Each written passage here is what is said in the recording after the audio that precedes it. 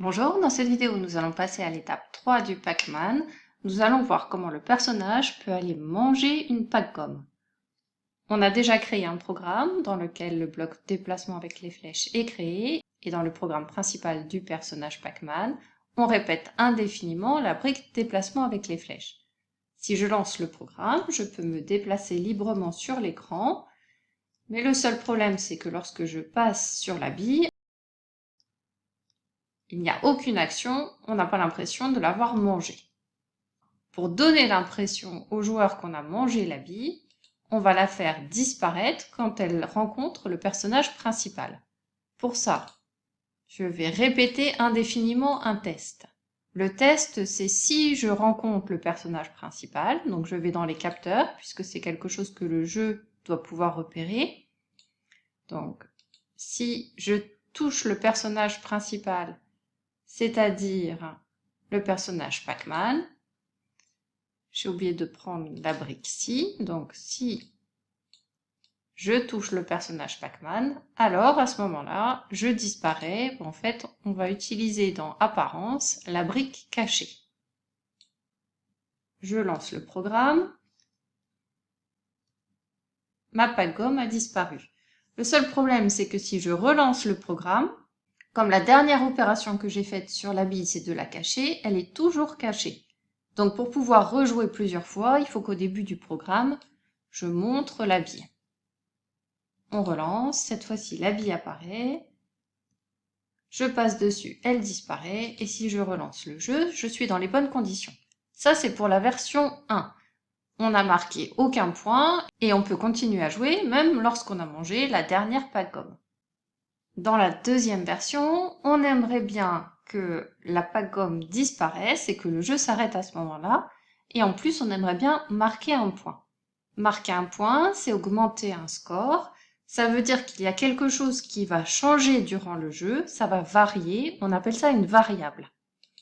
Donc je vais créer ce que j'appelle une variable que je vais appeler score. Et je vais l'utiliser pour tous mes personnages.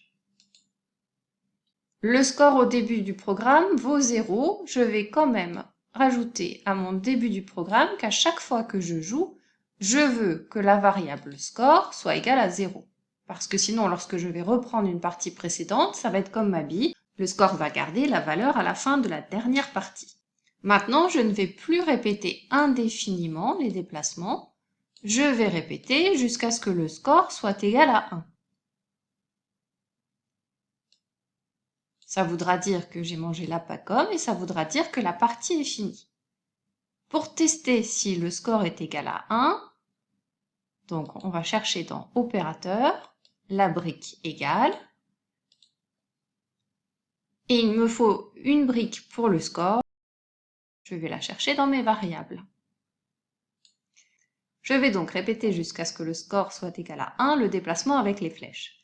Le seul problème, c'est qu'à aucun moment dans mon programme, je n'ai dit tiens, le score il faut qu'il soit égal à 1.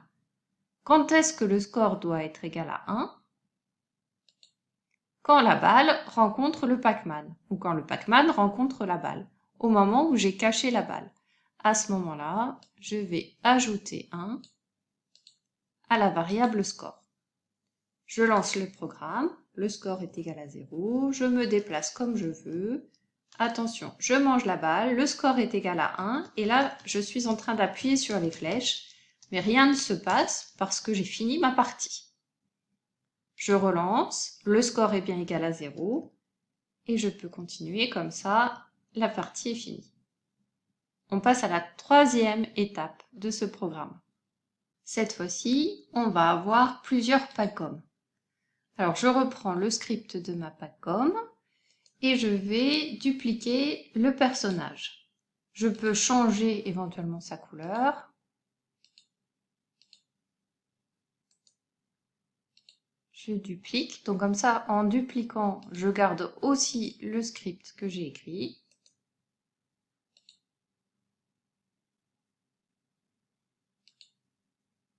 Voilà, j'ai mis 4 Pac-Gomme sur mon écran.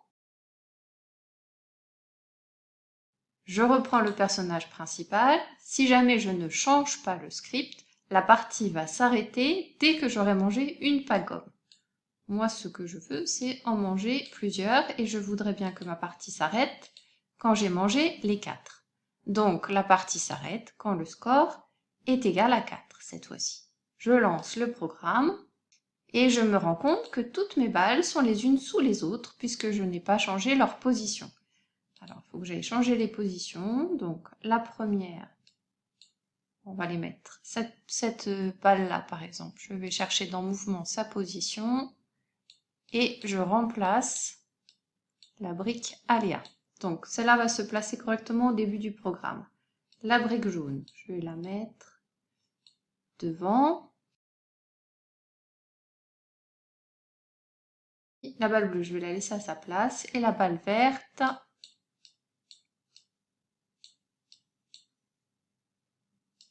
voilà, mes 4 balles sont placées à des endroits différents. Je mange une première balle, j'ai marqué un point.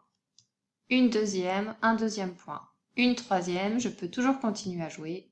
Et je viens de manger la quatrième, je suis bloquée, ma partie s'arrête. Voilà pour cette troisième étape de la programmation du jeu Pac-Man. À bientôt!